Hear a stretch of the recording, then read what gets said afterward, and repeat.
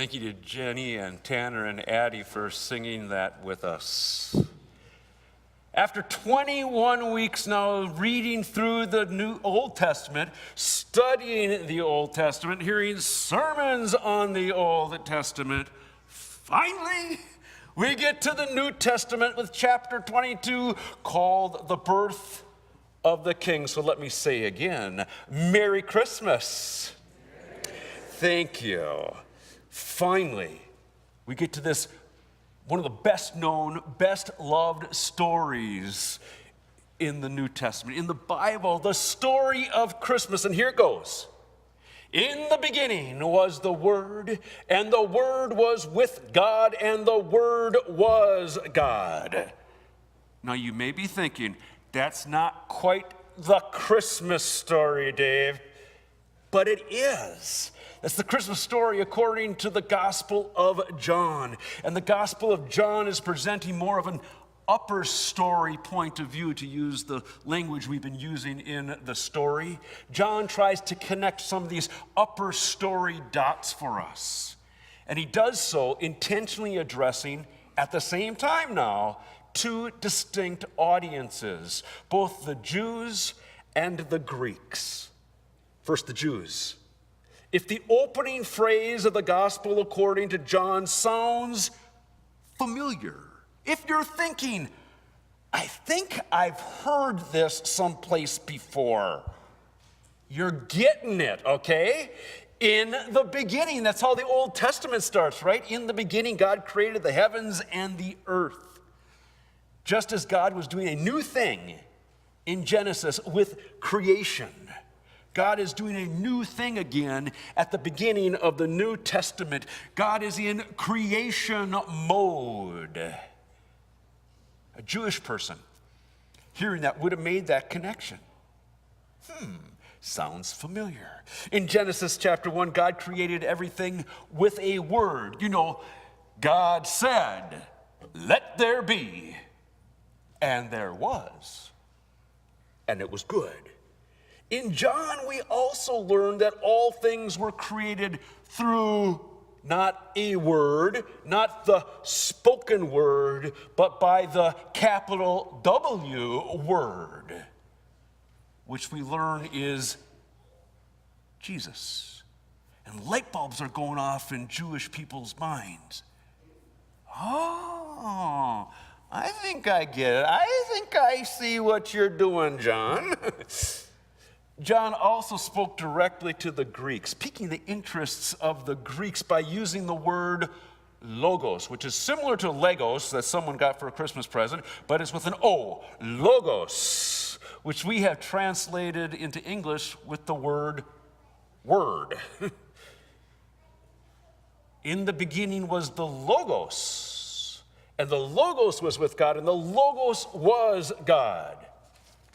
So what? I'm reading your minds right now. So what?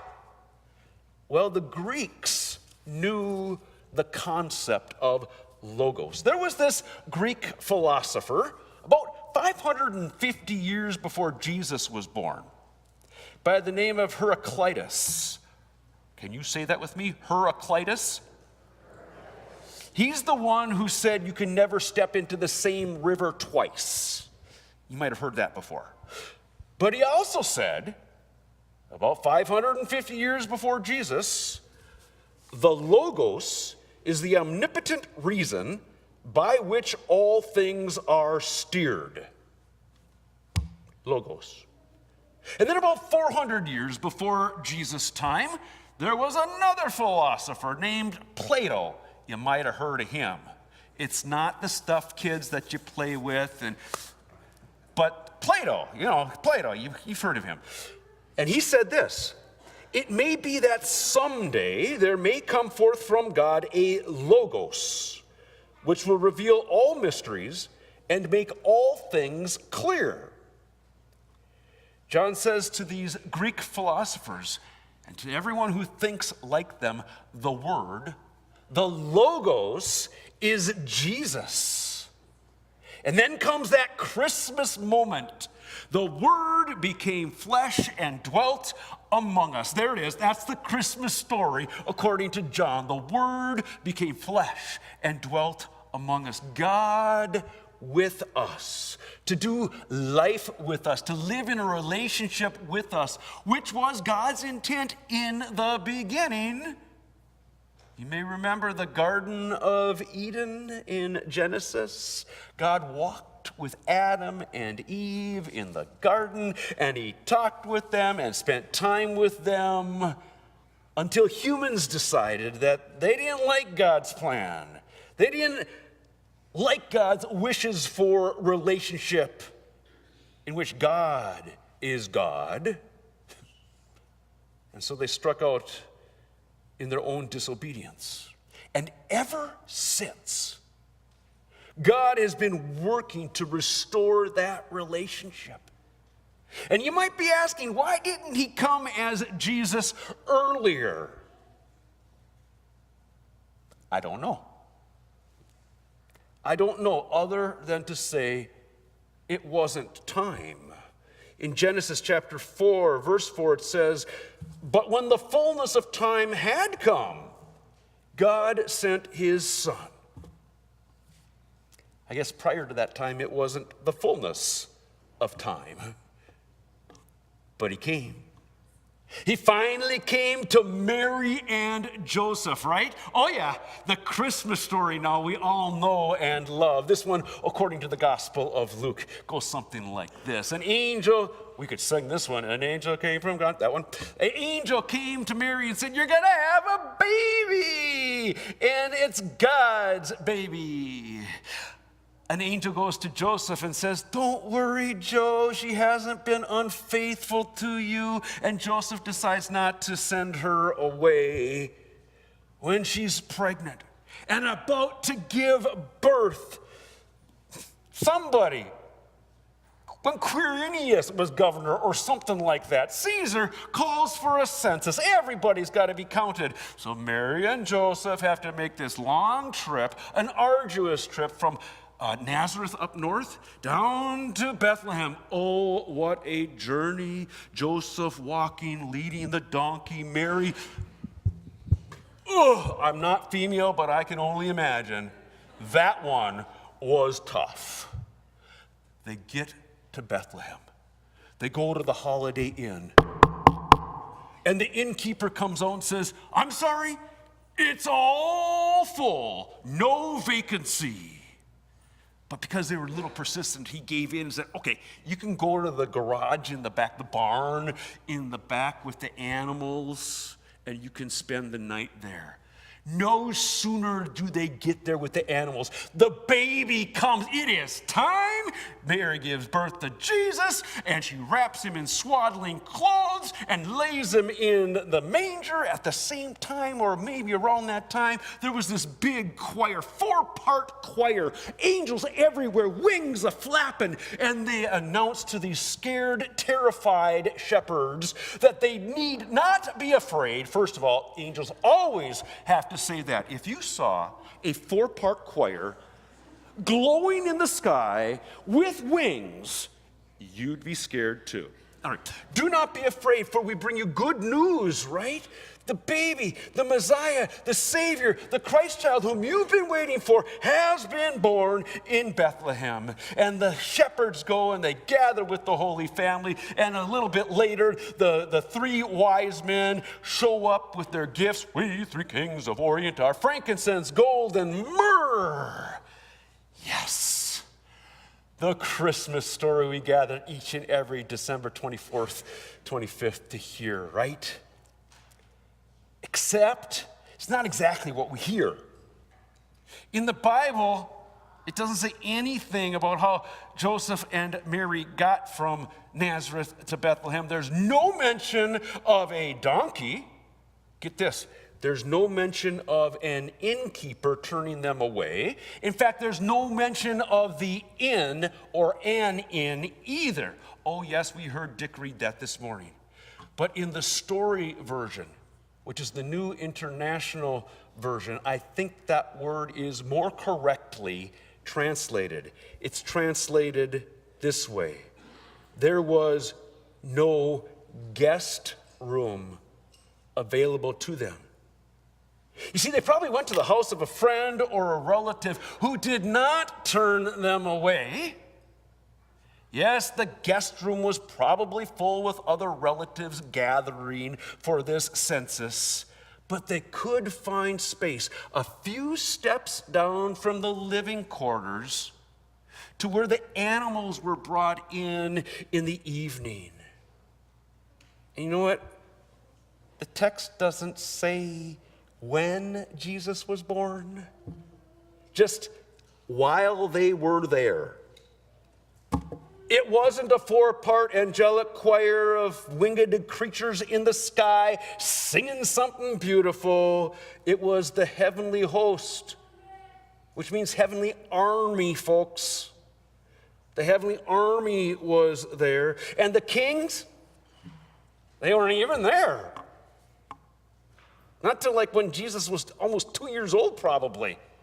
So this gold, frankincense, and a myrrh with the shepherds and animals in a barn back there, it's not what it says.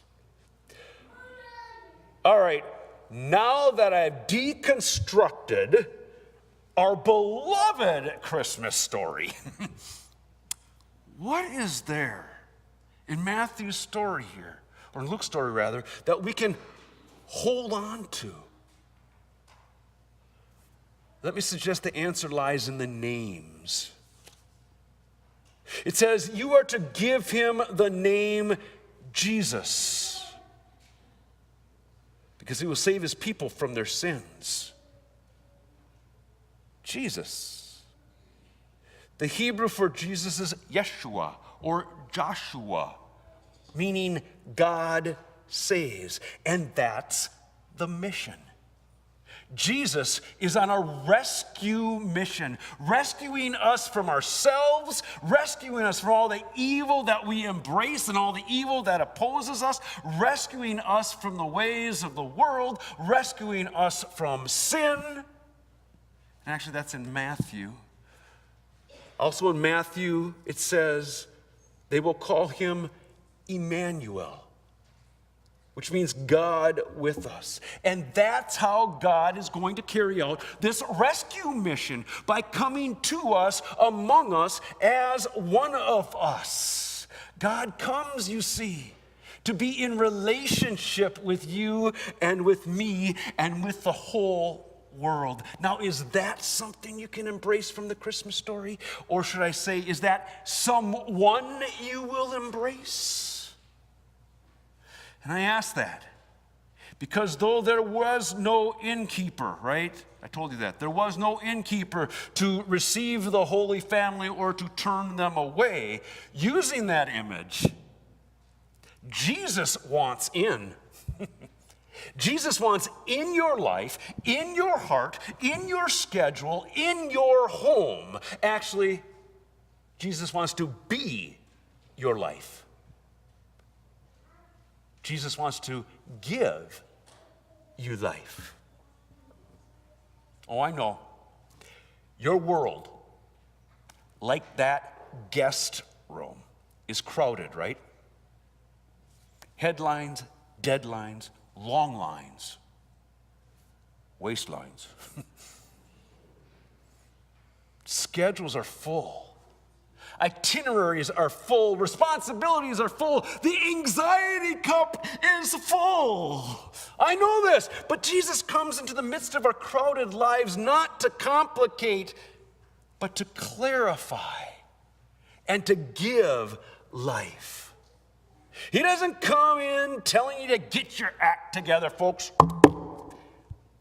He comes in because you can't get your act together.